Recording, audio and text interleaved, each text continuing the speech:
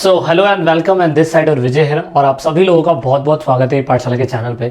दोस्तों 20 मिनट की सीरीज में हम ह्यूमन सेटलमेंट यानी कि जो इंडिया वाली बुक है जो ज्योग्राफी से रिलेटेड है, चैप्टर 4 है। चैप्टर पहले से अपलोड है डिटेल्ड के साथ, लेकिन मैं 20 मिनट में चैप्टर में मेन कॉन्सेप्ट समझाने की कोशिश करूंगा कि पूरे चैप्टर में है क्या असल में। तो अगर आप चैनल पे नए हैं तो आप हमारे साथ चैनल पे जुड़ सकते हैं। टेलीग्राम, इंस्टाग्राम, फेसबुक पेज और टेलीग्राम पे आप हमारे साथ जुड़ेंगे तो आप सभी को जो नोट्स होते हैं, जो हम कुछ भी कराते हैं, वो सारे के सारे नोट्स आपके साथ शेयर कर दिए जाते हैं। तो आइए स्टार्ट करते हैं, देखते हैं इस पूरे चैप्टर में है क्या। आई होप आप सभी ने डिटेल्ड वीडियो पहले से ही देखी होगी। अब क्योंकि ये सेटलमेंट से रिलेटेड चैप्टर है, इसीलिए अब यहाँ पे सेटलमेंट का मतलब हो गया कि कोई भी व्यक्ति किसी एक प्लेस पे चाहे कुछ समय के लिए रुका हो, चाहे बहुत लंबे समय से रुका हो, वो एक सेटलमेंट कहलाता है। वो एक डिफाइंड कर देता है कि वो आसपास का उसका इनहैबिटेंट कैसा है, वो परिभाषित करता है ह्यूमन सेटलमेंट। इस पूरे चैप्टर में ह्यूमन सेटलमेंट के बारे में बताया हुआ किस तरीके से बस्तियों का आकार होता है, कहाँ कहाँ पे लोग किस किस टाइप के लोग रहते हैं, चाहे वो रूरल के अंदर हो चाहे क्या कहते हैं अर्बन में हो, और वहाँ पे वो सेटलमेंट कैसे हो रहा है, और प्लस वहाँ पे वो किस तरीके की एक्टिविटी करते हैं। और सेटलमेंट के हिसाब से हमने अपने टाउन्स को भी डिवाइड कर दिया है कि कौन से इलाके किस वजह से फेमस हो सकते हैं। तो उस हिसाब से आपको देखने की कोशिश करनी है इस पूरे चैप्टर के अंदर। तो चैप्टर में बेसिकली क्लासिफिकेशन करा गया है दो तरीके से। वैसे तो 4 तरीके सेटलमेंट बताया हुआ है, लेकिन ऑफकोर्स सेटलमेंट 2 ही जगह होता है, रूरल या तो अर्बन, गांव वाले इलाकों में या शहरी इलाकों के अंदर। अब रूरल या अर्बन दोनों में डिफरेंशिएट अगर आप देखें तो भाई हमें इतना अच्छी तरीके से पता है कि अर्बन सेंटर के अंदर हाई इनकम होती है और रूरल में कम होती है। अर्बन सेंटर के अंदर ज्यादातर लोग रहते हैं तो हाई डेंसिटी वहां देखने को मिलती है, और यहाँ पे कम डेंसिटी देखने को मिलती है। तो ये बेसिकली इन दोनों के बीच में डिफरेंट है, बस्तियों के बीच में। अब यहाँ पे टाइप ऑफ सेटलमेंट, जैसे कि मान लीजिए कि गांव के अंदर बस्तियां बस रही है, तो भाई डिपेंड भी करेगा कि वो सेटलमेंट किस हिसाब से होगा। मतलब अगर बस्तियां कम है, वहां पे डेंसिटी कम है, काम कम है, तो फिजिकल फीचर मैटर करेगा कि कौन से altitude, climate, available of water, किस तरीके से इंसान कहाँ पे सेटल कर रहा है। बेसिकली ये वो चीज बता रहा है कि किसी भी इलाके में सेटलमेंट होने के पीछे क्या क्या पर्पसेज होते हैं। Physical feature, climate and ethnic factor, और उसके बाद सिक्योरिटी फैक्टर। ये 3 फैक्टर मैटर करते हैं कि अगर गाँव के अंदर कहीं भी रूरल सेटलमेंट होता है तो। अच्छा, दूसरी बात करें अगर पूरे चैप्टर के अंदर जो बताया गया है, जहां से एमसीक्यू क्वेश्चंस पूछे जा सकते हैं, और मेन चैप्टर का कॉन्सेप्ट जो बताया है वो बस्तियों को 4 कैटेगरी में डिवाइड करा गया है। क्लस्टर्ड सेटलमेंट, गुच्छेदार बस्तियां, सेमी क्लस्टर्ड सेटलमेंट, अर्ध गुच्छेदार बस्तियां, हेमलेटेड सेटलमेंट, पाली बस्तियां, डिस्पैर्ड सेटलमेंट, दैट मीन विस्थापित बस्तियां। तो गुच्छे वाली बस्तियों से तो आपको वैसे समझ में आ जाता है कि गुच्छेदार बस्तियां मतलब क्लस्टर्ड सेटलमेंट। ये ऐसा सेटलमेंट है जैसे मैं कह सकता हूं कि गांव जैसे इलाकों के अंदर जहां 50-60 घर एक साथ गुच्छे की तरह, अंगूर के गुच्छे की तरह, उसे हम क्लस्टर्ड सेटलमेंट बोलते हैं। अब क्लस्टर्ड सेटलमेंट के अंदर अगर आप देखें तो ये कॉम्पैक्ट सेटलमेंट जैसा ही है, जैसे कि दिल्ली जैसे इलाकों के अंदर अगर आप देखें तो घरों का आकार अलग अलग हो सकता है, लेकिन यहाँ पे लोग एक साथ जुड़े रहते हैं, सराउंडिंग बहुत पास होता है, और यहाँ पे मैं कह सकता हूं डिफरेंट पैटर्न ऑफ होम होता है। लिविंग एरिया जो होता है वो अलग अलग हर किसी का अलग होता है। तो ये आप देख सकते हो, ये कॉम्पैक्ट सेटलमेंट है, और कॉम्पैक्ट सेटलमेंट में किस तरीके से cross pattern, linear pattern, star pattern, double pattern, और उसके बाद सर्कुलर पैटर्न। ये तो खैर जहां पे बस्तियां बस रही होगी वहां पे किसी भी प्रकार का पैटर्न बन जाता है, लेकिन बस आपको ये याद रखना है कि काफी पास पास इसके अंदर घर होते हैं, तो इसीलिए हमें क्लस्टर्ड सेटलमेंट बोला जाता है। और यहाँ पे कहीं ना कहीं बोल सकता हूँ कि अगर क्लस्टर सेटलमेंट कहीं हो रहा है तो वहां पे सर्विसेज होनी चाहिए। पानी मैटर करता है, जॉब मैटर करता है, स्कूल मैटर करता है, बाजार, मार्केट, बहुत सारी चीजें, तो लोग वहां पे सेटल्ड हो जाते हैं। अब सेमी क्लस्टर्ड सेटलमेंट, ये थोड़ा सा अर्ध गुच्छेदार बस्तियां होती है। इसमें क्या होता है कि मेन जो लोग होते हैं ना, गांव से दूसरे हिस्से पे रहा करते हैं, और गांव का मोस्टली हिस्सा एक ही जगह रह रहा होता है, तो उसे हम सेमी क्लस्टर्ड सेटलमेंट बोलते हैं। ये गांव जैसे इलाकों के अंदर हमें ज्यादातर देखने को मिलता है कि जो डोमिनेंस ग्रुप होता है उनका सेटलमेंट बिल्कुल अलग होता है, और गांव में 50-60, 10-12 घर एक साथ होते हैं, तो उसे हम सेमी क्लस्टर्ड सेटलमेंट बोलते हैं। सो इसीलिए अभी ये सेमी क्लस्टर्ड सेटलमेंट के अलावा भी कुछ पाली बस्तियां होती है। पाली बस्तियों को एमसीक्यू क्वेश्चन जरूर आएगा। पाना, पारा, पाली, नगरला और धानी, इनको अलग अलग नाम से पुकारा जाता है। पाली बस्तियां क्या होती है अगर आप देखें तो इसके अंदर क्या होता है कि कुछ 10-12 घर इधर होते हैं ग्रुप के अंदर, कुछ 10-12 घर उधर होते हैं, कुछ 10-12 घर उधर होते हैं। तो ऐसी पाली बस्तियां हमें देखने को मिलता है। ज्यादातर इसमें एक ही फैमिली, एक ही एथनिक ग्रुप के लोग रहते हैं, और लोअर गंगा प्लेन के आसपास के इलाकों के अंदर हमें ज्यादातर ये देखने को मिलता है। तो ये चीज आपने ज्यादा अच्छी तरीके से समझनी है कि पाली बस्तियों को दूसरी लैंग्वेज में क्या कहा जाता है। उसके बाद डिस्पैर्ड सेटलमेंट, ये इंडिया के बहुत बहुत कम हिस्सों में देखने को मिलता है। रहने की तो जगह है नहीं, तो इंडिया में डिस्पैच सेटलमेंट नहीं हो सकता कि एक घर यहाँ है तो दूसरा घर कुछ कोस दूर छोड़ के, या मैं कह सकता हूँ कि बहुत दूर है, जैसे कि इस इमेज में देख लो, एक घर ये रहा तो एक घर ये रहा। तो ऐसा सेटलमेंट डिस्पैच सेटलमेंट है, जहाँ पे दूर दूर घर बनाए जाते हो, उन्हें हम डिस्पैच सेटलमेंट बोलते हैं। ज़्यादातर इस इलाके को फैलाव की हमें ज़्यादा ज़रूरत पड़ती है, तो ये हमारे इंडिया के बहुत कम हिस्सों में देखने को मिलता है। अब अर्बन सेटलमेंट के अंदर अगर हम देखें तो कॉम्पैक्ट और लार्ज साइज ऑफ घर भी होते हैं। नॉन एग्रीकल्चर इलाके ज़्यादा होते हैं क्योंकि एडमिनिस्ट्रेटिव एक्टिविटी यहाँ पे ज़्यादा होती है। उसके बाद यहाँ पे हम ज़्यादातर गुड्स और सर्विस को एक्सचेंज करते हैं, और यहाँ पे रूरल सेटलमेंट का कहीं ना कहीं इन लोगों से लिंक होता है, क्योंकि रॉ मटेरियल के लिए हमें रूरल इलाकों से, ग्रामीण बस्तियों से रिलेशन बनाने ज़रूरी है। अब अर्बन सेटलमेंट की अगर बात करें तो अर्बन सेटलमेंट ऐसे ही नहीं हुआ। अर्बन सेटलमेंट होने के लिए अगर हम हड़प्पा सभ्यता से जाए तो हमारी इंडिया के अंदर हड़प्पा सभ्यता से शुरुआत थी और यहाँ पे सेटलमेंट होना चालू हो गया था। लेकिन 1810 तक आते आते हमें पहली बार लंदन एक ऐसा शहर दिखा जहाँ पर 1 मिलियन की आबादी पहली बार किसी शहर में हुई। 1 मिलियन का मतलब 10 लाख की आबादी, पहला ऐसा शहर 1810 के अंदर। क्यों भाई? Because we know that industrial revolution सबसे पहले यही हुआ था। और आप लोगों ने किताब में पहली 11th क्लास में पहले ही पढ़ा होगा कि लंदन एक ऐसा शहर बना था जहाँ पे 1 मिलियन की आबादी सबसे पहले बनी। इवन हम बोल सकते हैं कि फिर 1800 के बाद परसेंटेज बढ़ता चला गया। 2017 के बाद 54 ऐसे इलाके हो सकते हैं या और भी हो सकते हैं जहाँ पे हमें 1 मिलियन से ज्यादा, 10 लाख से ज्यादा लोग देखने को मिलते हैं। हमने डेटा शेयर करा था आपके साथ पहले भी।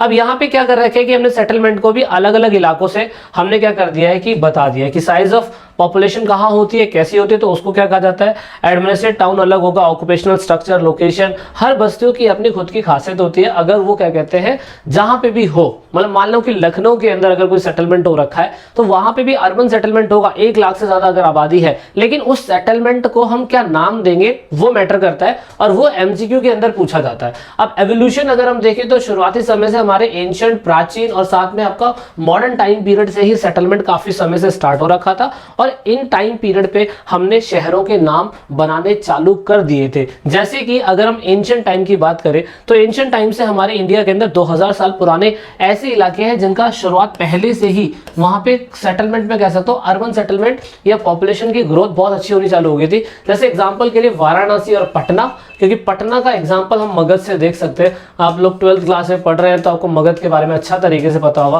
कि ये ज्यादा फेमस था। मदुराई साउथ के अंदर क्यों फेमस था? क्योंकि साउथ के अंदर चोलास, चेरास, पांड्यास ये लोग हुआ करते थे, तो इसीलिए अच्छे एग्जाम्पल है कि मुंबई इनमें से एक नहीं बोल सकता मैं, क्योंकि ये एंशिएंट टाउन नहीं हो सकते। एंशिएंट टाउन इसलिए नहीं हो सकते क्योंकि मुंबई तो जब जाके डेवलप होता जब अंग्रेज लोग आए थे, तो अंग्रेजों के लिए हम मिडीवल बोल सकते हैं कि मिडीवल टाइम पीरियड के अंदर मैं बोल सकता हूं कि बाद में अंग्रेज लोग जब आए तो उन लोगों ने दिल्ली, हैदराबाद, जयपुर, लखनऊ, आगरा, नागपुर और उसके बाद महाराष्ट्र भी मैं बोल सकता हूँ कि मिडीवल टाउन पीरियड के अंदर ही डेवलप होने चालू हो गए थे, क्योंकि यहाँ पे सेटलमेंट होने चालू हो गए थे और इन इलाकों को फिर हेडक्वार्टर के रूप में इस्तेमाल किया जाने लग गया। तो ये बहुत इंपॉर्टेंट है। दूसरा, फिर अगर मॉडर्न टाइम पे देखें तो मॉडर्न टाइम पीरियड के अंदर कोस्टल लाइन के इलाके ज्यादा डेवलप होने लग गए थे। कोस्टल लाइन के इलाके क्यों? क्योंकि भाई जो बाहर के लोग आए थे वो ज्यादातर कोस्टल लाइन के आसपास आके बस रहे थे। सूरत, दमन एंड दीव, गोवा, पांडिचेरी, मुंबई, मद्रास, कोलकाता। इसलिए यूरोपियंस के लिए इस तरीके से हमने टाउन्स को डिवाइड करा कि यूरोपियंस के लिए बेनिफिट थे। तो ये सेटलमेंट बहुत इंपॉर्टेंट है एंशिएंट, मिडीवल और मॉडर्न टाइम पीरियड पे। अब यहाँ पे अर्बनाइजेशन इंडिया की अगर बात करें तो इंडिया के अंदर अर्बनाइजेशन 1901 से स्टार्ट तो हो चुका था, लेकिन कहीं कहीं अर्बनाइजेशन की अगर बात करें तो हमारे इंडिया के अंदर आप देख सकते हो कि अर्बन सेंटर सिर्फ और सिर्फ 31.6% अर्बन इलाके हैं, बाकी मोस्टली अभी भी रूरल इलाके हमारे इंडिया के अंदर हमें देखने को मिलते हैं। तो ऐसा कहा जाता है कि लगभग क्या कहते हैं प्लान सिटी की शुरुआत हमने करनी स्टार्ट कर दी है और उससे वजह से हमारी जो जनसंख्या वो बढ़नी चालू हो गई। अब इंडिया के अंदर अगर बात करी जाए तो आप देख सकते हो कि यहाँ पे 1 लाख की आबादी वाला, इकाई, दहाई, सैकड़ा, हजार, 10 लाख, सॉरी 10 लाख वही 1 मिलियन की आबादी वाले अगर हमारे पास सिटी की आप बात करें तो 468 है और 468 में से हमारे पास मेगा सिटी इतनी है, मेगा सिटी कम से कम हमारे पास ऐसी मेगा सिटी है जहां पर हमें 5 मिलियन पीपल देखने को मिलते हैं, मतलब 50 लाख।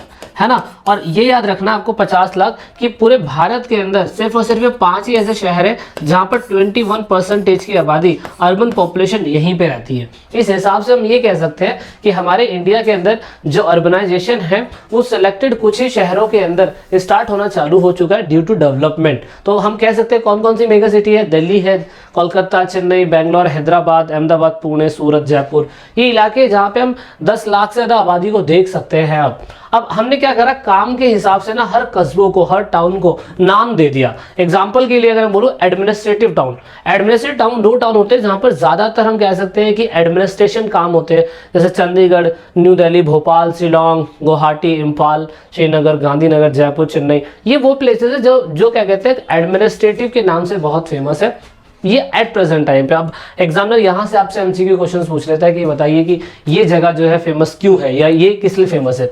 दूसरी ट्रेडिंग एंड कमर्शियल टाउन, ये वो इलाके होते हैं जहाँ पे ज़्यादातर बैंकिंग और फाइनेंशियल सेंटर देखने को मिलते हैं। तो मुंबई, कोयम्बतूर और यहाँ पे जमशेदपुर, तो ये इलाके कमर्शियल टाउन है। कल्चर, संस्कृति से बेस्ड, तो संस्कृति से बेस्ड जहाँ पे आप ज़्यादातर अमृत यात्राएं करने के लिए जाते हैं, तो अमृतसर, तिरुपति बालाजी, वैष्णो देवी या वाराणसी, ऐसे प्लेसेस, हरिद्वार, ये रिलीजियस टाउन है। उसके बाद टूरिस्ट प्लेसेस जहाँ लोग घूमने आते हैं, तो हमारे इंडिया के अंदर तो शिमला, मसूरी, नैनीताल है, ये टूरिस्ट रीजन हो गए। ट्रांसपोर्ट टाउन्स वो होते हैं जहाँ पे हम ज्यादातर ऐसी एक्टिविटी करते हैं जहाँ पे सामान को उतारा या लाया या ले जाया जाता है। तो वो कहाँ पे है, कांडला है, कोची है, विशाखापट्टनम है, उसके बाद खोजदी कोट जो भी है ये जगह। कमर्शियल टाउन कलकत्ता, सहारनपुर, सातना, ऐसी बहुत सारी जगह, साटना है। उसके बाद माइनिंग टाउन्स, ये वो टाउन्स है जहाँ पे स्पेशली हमें क्या कहते हैं कोल वोल मिल जाता है, तो रानीगंज, झरिया, ये एमसीक्यू के लिए या मैप के लिए आपसे पूछा जा सकता है। गैरिसन टाउन, जहाँ पे हम ज़्यादातर अपने बंदूकें बनाते हैं, तो वो अम्बाला है।